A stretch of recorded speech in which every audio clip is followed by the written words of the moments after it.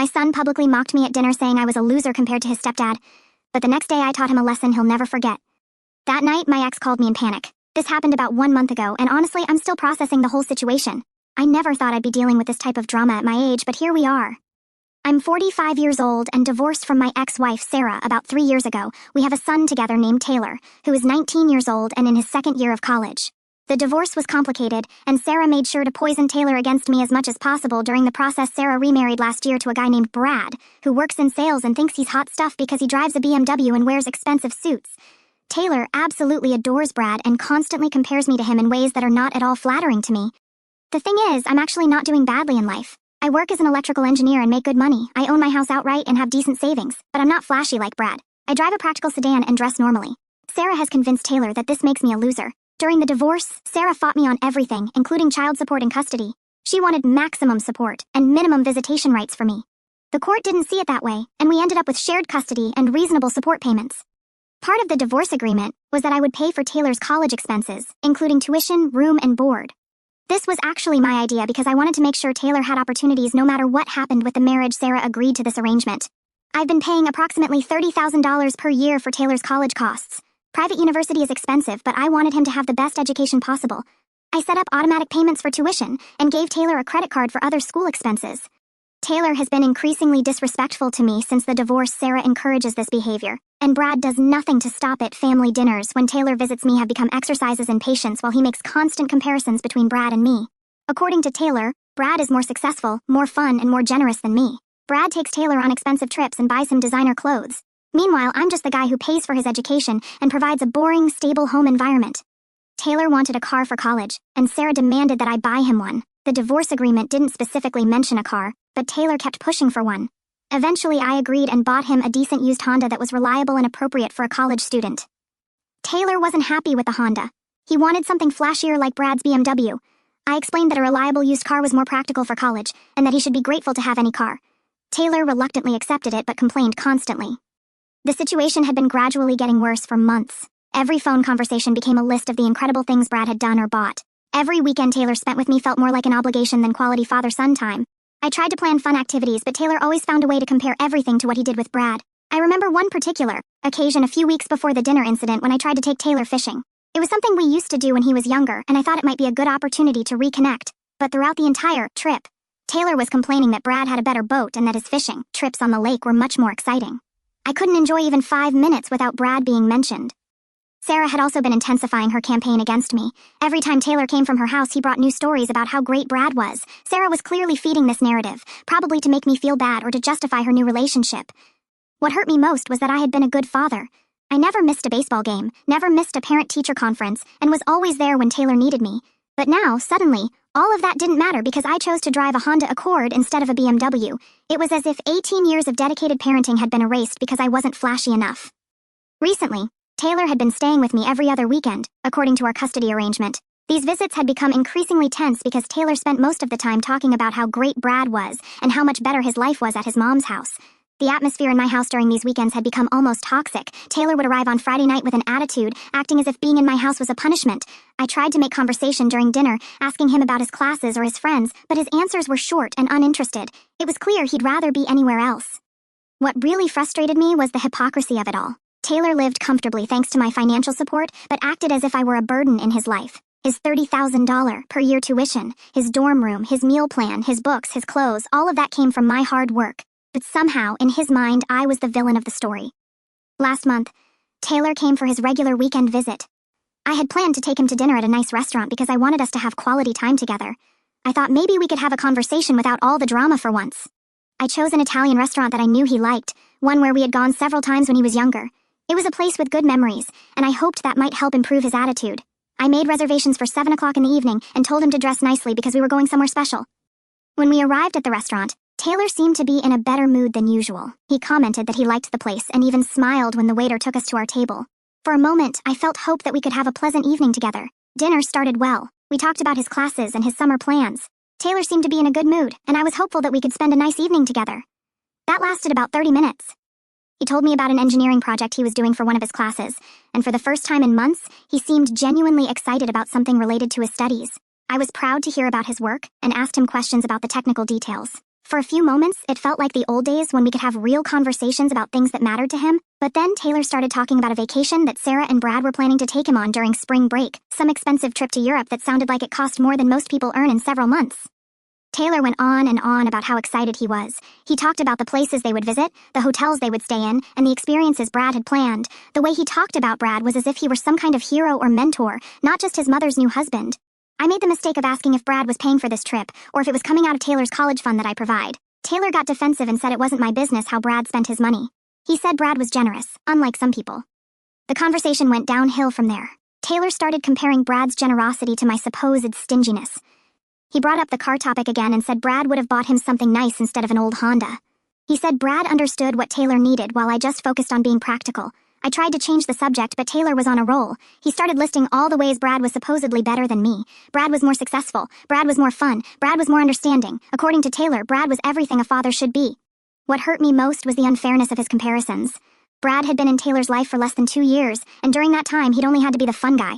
He hadn't been up all night when Taylor had a fever as a child. He hadn't spent hours helping him with his math homework. He hadn't been there for all the ups and downs of raising him. Brad had only had to show up with expensive gifts and exciting adventures. Meanwhile, I had been paying for everything important in Taylor's life. His education, his housing, his food, his health insurance. But somehow, that didn't count because it didn't come wrapped in expensive gift paper. I tried to explain to Taylor that there were different types of support and that the financial stability I provided was an important form of care, but he didn't want to listen. In his mind, it was all about who could make the biggest gestures and who had more money to spend on fun. The tension at the table kept rising. Other diners began to notice we were having an argument. Taylor was raising his voice, and I was trying to stay calm, but I could feel my patience running out. I had come to this restaurant hoping to reconnect with my son, and instead I was being attacked and publicly humiliated.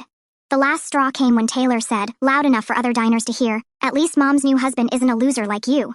He said it with this smug expression as if he were proud of putting me in my place. I sat there for a moment just looking at him. Other people in the restaurant had heard what he said and were looking at us. I felt humiliated and angry but didn't want to make a scene in public. The silence that followed was deafening. Taylor seemed to realize he had crossed a line, but his expression showed more defiance than regret. It was as if he were testing how far he could go, how much abuse he could make me swallow before I finally reacted. I just asked for the check, and we left in silence. The waiter, who had been serving our table all night, had clearly heard the comment. He gave me a sympathetic look when I handed him my credit card. Even a stranger could see how inappropriate Taylor's behavior had been. The ride home was uncomfortable. Taylor seemed to realize he had crossed the line but didn't apologize. I dropped him off at his dorm and told him I'd see him in 2 weeks for his next scheduled visit. He just shrugged and walked away. That night, I sat in my house thinking about what Taylor had said. All the way home, his words echoed in my head. Loser. That's how my own son saw me, after 18 years of sacrifices, after working overtime to pay for his education. After being there for every important moment of his life, I was a loser in his eyes.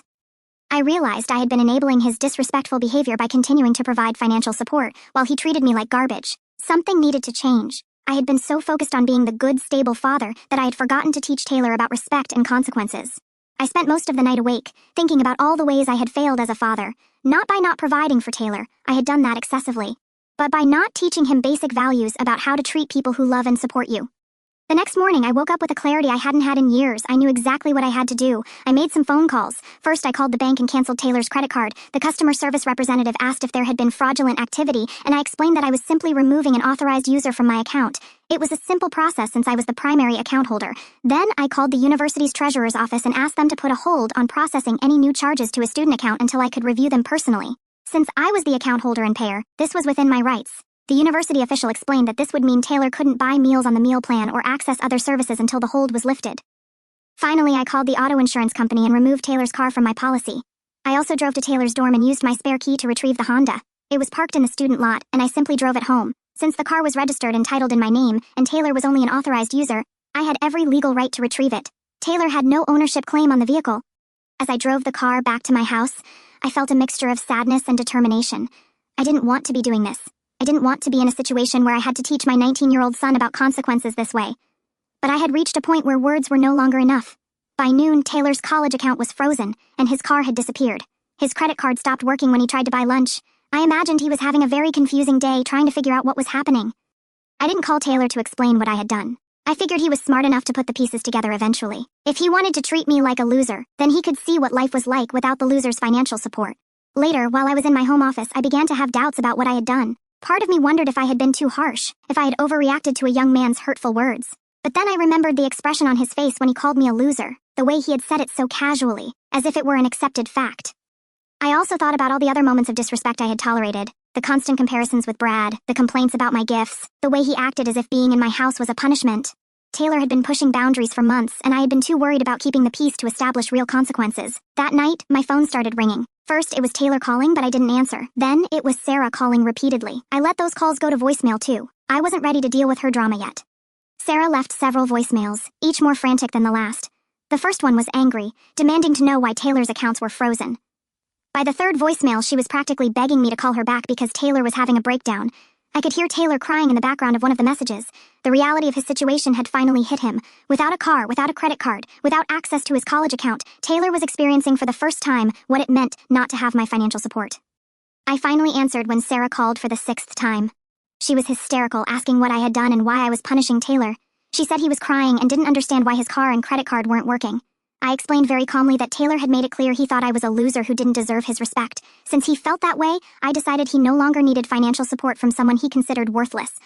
Sarah was speechless for a moment. Then she started screaming about the divorce agreement and my obligation to pay for Taylor's education. I reminded her that respect and basic human decency weren't too much to ask in return for $30,000 a year. Sarah tried to argue that Taylor was just a teenager and didn't mean what he had said. I pointed out that Taylor was 19 years old and in college. He was old enough to understand that actions have consequences and that you shouldn't bite the hand that feeds you. Then Sarah tried a different approach and started crying about how this would ruin Taylor's education. She said he couldn't afford college without my help and that I was destroying his future over hurt feelings. I told her Taylor should have thought about that before calling me a loser in public. The conversation ended with Sarah hanging up on me after I refused to immediately restore Taylor's accounts. I knew she would call me back when she realized I was serious about this situation. Taylor tried to call me several more times that night, but I didn't answer. I wasn't ready to talk to him until he was prepared to have a real conversation about respect and consequences. The text messages I received from Taylor that night were revealing. At first, they were angry and confused. Why did you do this? This isn't fair. I need my car to get to classes. But as the hours passed and the reality of his situation sank in, the tone changed. The later messages showed more panic. Dad, please answer. I don't understand what's happening. I can't buy food. My card isn't working. How am I supposed to get to work without a car? For the first time, Taylor was experiencing the real consequences of his actions. The next day, Sarah called back with Brad on the line. Brad tried to play peacemaker and suggested maybe we could work something out. He said Taylor had learned his lesson and was very sorry for what happened at dinner. I told Brad that if he thought Taylor had learned his lesson, then he was welcome to take over paying for Taylor's college expenses. There was a long silence on the phone. Apparently, Brad's generosity had limits when it came to actually spending his own money. For all these months, it had been easy for him to be the fun, generous stepfather when someone else was paying all the important expenses. But faced with the prospect of paying $30,000 a year for Taylor's education, Brad's true nature came to light. Sarah came back on and started threatening legal action. She said the divorce agreement required me to pay for Taylor's education and that I couldn't just stop because my feelings were hurt. I told her to have her lawyer call my lawyer. The truth is, the divorce agreement did require me to pay for Taylor's education, but it said nothing about tolerating abuse in exchange for that support. I was willing to argue in court that respect and basic decency were reasonable expectations for continued financial assistance. Over the next few days, I received calls from several family members who had heard about the situation. My mother called, concerned about Taylor but also understanding my position. She had noticed Taylor's disrespectful behavior toward me at family gatherings and had privately commented that something needed to change. My older sister was divided. On one hand, she was worried about Taylor's education and thought maybe I had been too harsh. On the other hand, she had witnessed firsthand how Taylor spoke to me and admitted that if one of her children had spoken to her that way, she would have reacted similarly. Some people thought I was being too harsh, while others said it was about time Taylor faced some consequences for his behavior. My brother said he supported my decision completely. He had witnessed Taylor's disrespectful behavior toward me and thought the kid needed a reality check. My younger brother shared a story about his own teenage son who had been acting similarly, though not as extreme. He told me he had been struggling with when and how to set boundaries and that my situation had helped him realize that waiting too long only made things worse. I also received some unexpected calls from colleagues and friends who had heard about the situation through the grapevine. A coworker whose son had gone through a similar phase told me how they had handled the situation and assured me that setting firm boundaries had ultimately improved his relationship with his son. Taylor finally called me directly 3 days after I froze his accounts. He was crying and said he was sorry for what he had said at dinner. He begged me to restore his car and credit card and promised he would be more respectful in the future. The conversation lasted almost 1 hour. Taylor sounded genuinely broken and remorseful. He told me about how he had had to borrow money from friends for food, how he had had to walk miles to get to his part-time job, and how he had had to explain to his friends why he suddenly didn't have a car. But what impacted me most was when Taylor told me he had been thinking a lot about our relationship and realized he had been taking me for granted. He said he had never really considered everything I did for him because it had always been there as a constant in his life. I told Taylor that apologies were easy, but actions mattered more. I told him that if he wanted my financial support, then he needed to show me genuine respect, not just when he needed something, but all the time. This meant no more comparisons with Brad, and no more insults about my life choices. Taylor agreed to my conditions and seemed genuinely sorry for his behavior. I told him I would think about restoring his accounts but that things were going to be different from now on. He would have to earn back my trust and financial support. After talking to Taylor, I decided to give him one more chance. I restored his college account so he could continue with his education but kept the car and credit card suspended. I told him he could earn those back by showing consistent, respectful behavior over time. I also had a conversation with Sarah about boundaries. I made it clear that if she continued to encourage Taylor's disrespectful behavior toward me, then I would permanently withdraw my financial support. She needed to choose between her revenge against me and Taylor's education. Sarah wasn't happy with this ultimatum but realized I was serious. She agreed to stop undermining my relationship with Taylor and to encourage him to be more respectful. Whether she'll follow through remains to be seen. The conversation with Sarah was particularly interesting because, for the first time in years, I had her full attention. Throughout the divorce process and after, I had felt like my words didn't matter, like my feelings and perspectives were irrelevant. But when Taylor's education was at stake, suddenly Sarah was very interested in what I had to say. I established clear rules. No more disparaging comments about me in front of Taylor, no more encouraging comparisons between Brad and me, and no more undermining my parental authority. I told her that if Taylor came home after being with her and disrespected me, I would assume she had been feeding that attitude. Sarah initially tried to argue that she couldn't control what Taylor thought or said, but I pointed out that she had done a very good job influencing his opinions about me for the past 3 years. If she could make him hate me, she could also encourage him to respect me. The whole situation actually improved my relationship with Taylor in some ways. The shock of losing his car and credit card made him realize how much he depended on my financial support. He has been more respectful during our conversations, and has stopped making constant comparisons with Brad. The following weeks were an adjustment period for everyone. Taylor had to learn to live on a much tighter budget. He could no longer go out to eat whenever he wanted, or buy things impulsively. He had to be more strategic about when and where he spent money. His friends noticed the changes too. Taylor told me later that it had been humiliating to have to explain why he suddenly didn't have a car, or why he couldn't pay when they went out. Some of his friends were understanding, but others were less considerate, and Taylor experienced for the first time how social status can change when your financial circumstances change. Taylor is still living without a car, and using cash for expenses. I've told him he can earn back these privileges by consistently showing respect and appreciation for what I provide. So far, he seems to be making an effort. Our phone conversations have changed dramatically. Where before Taylor seemed bored or resentful when we talked, now he seems more interested in maintaining a good relationship with me. He asks me about my work, about my weekend plans, about things he had never shown interest in before. He has started thanking me for things he used to take for granted. When I restored his college account, he called me specifically to thank me. When I sent him money for textbooks, I received a detailed text message explaining exactly what he needed the money for and thanking me for my support. Brad has been notably quiet since he learned that his generosity would be put to the test if I stopped supporting Taylor. It turns out it's easy to be the fun, generous stepfather when someone else is paying all the major expenses. Brad's true colors showed when he was faced with real financial responsibility.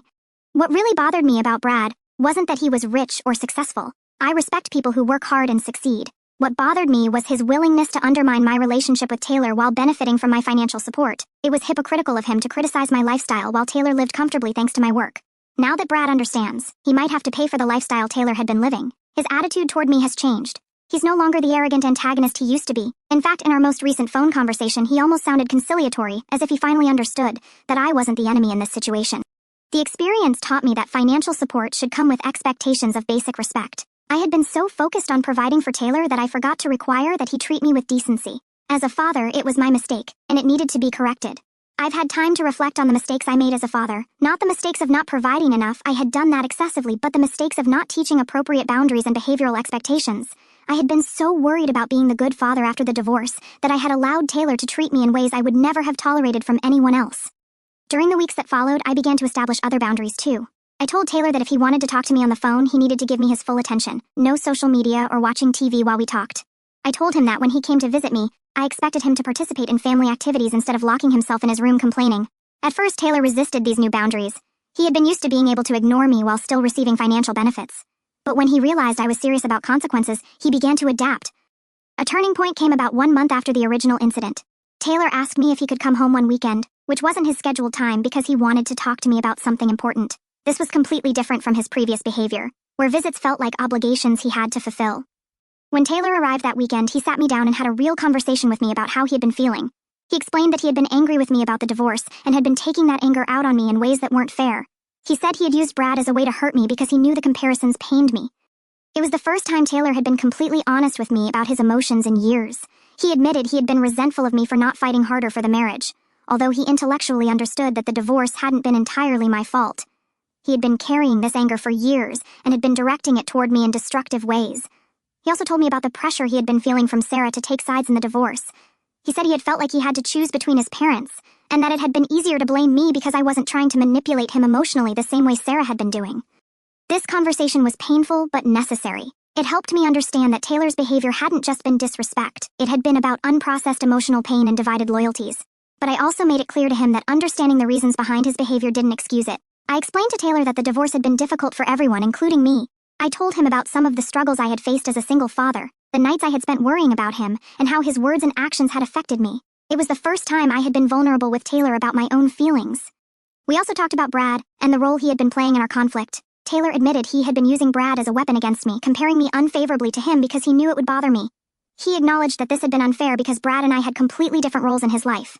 I explained that I had no problem with Taylor having a good relationship with Brad. In fact, I encouraged it, but that relationship didn't have to come at the expense of our own father-son bond. I told him there was room in his life for both of us as long as there was mutual respect. Over the following weeks, Taylor began to follow through on his promises of more respectful behavior. Our phone conversations became more substantial. Instead of superficial updates about his life, we began having real discussions about his goals, his struggles, and his plans for the future. Taylor also began showing genuine interest in my life. He asked me about my work, my hobbies, and even my dating. It was refreshing to have a son who seemed to see me as a complete person rather than just a financial provider. He started thanking me for things he used to take for granted.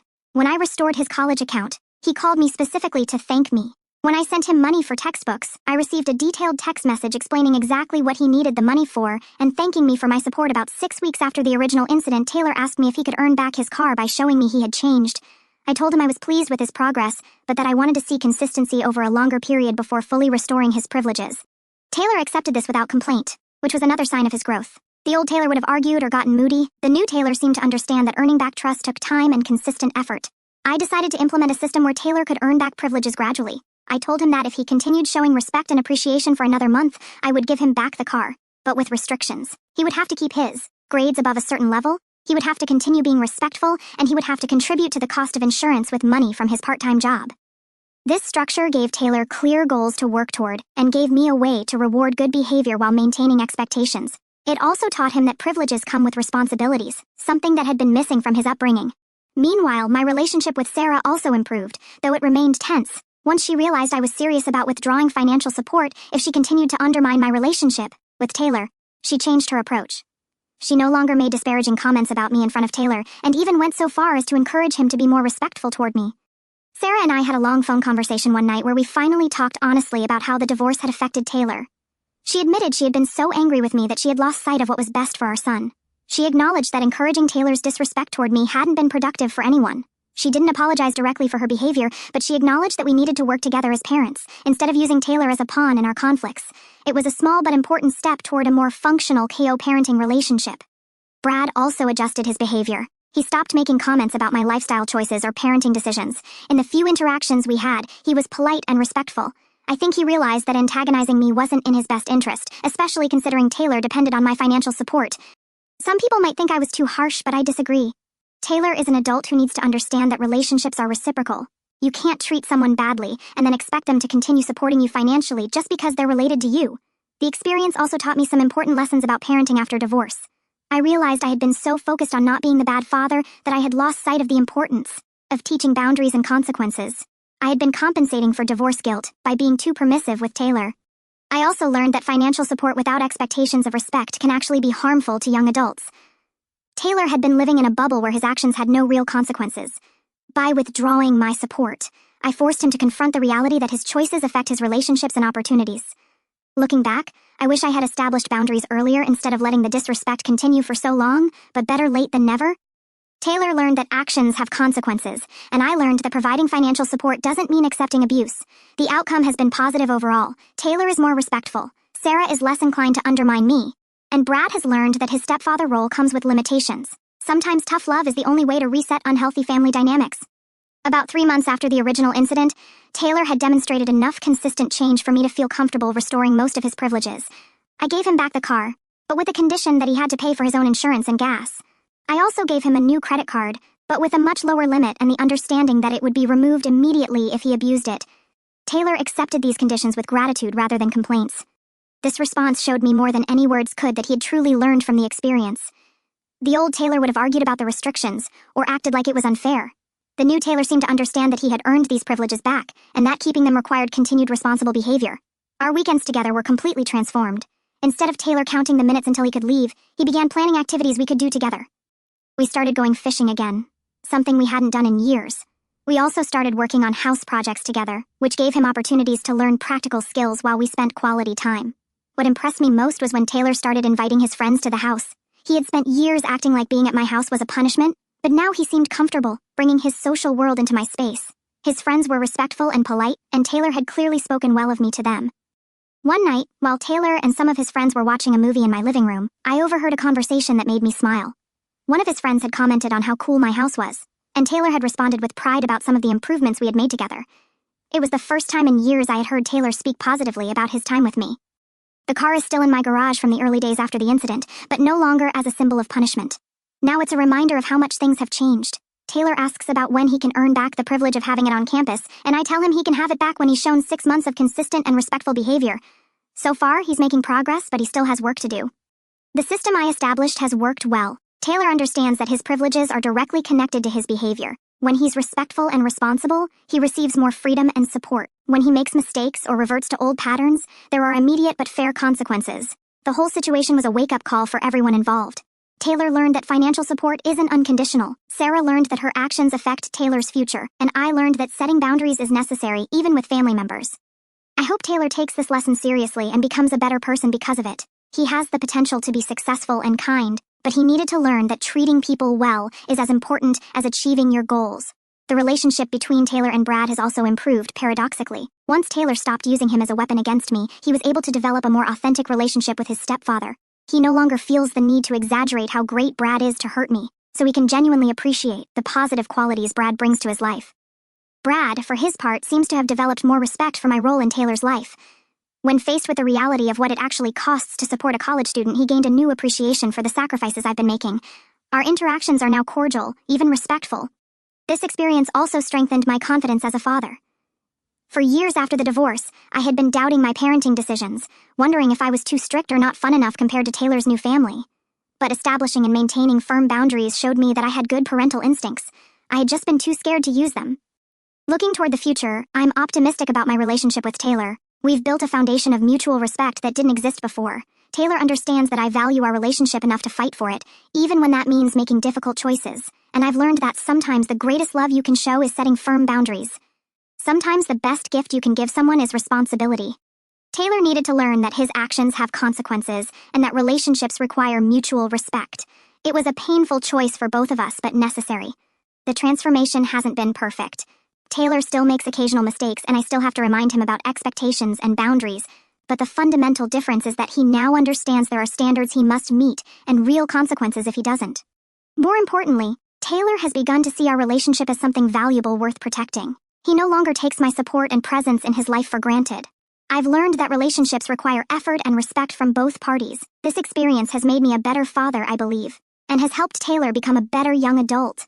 It wasn't the path I would have chosen, but sometimes the most important lessons come from the most difficult moments. Taylor has the potential to be successful and kind, and this experience helped him understand that treating people well is as important as any other goal he might have in life.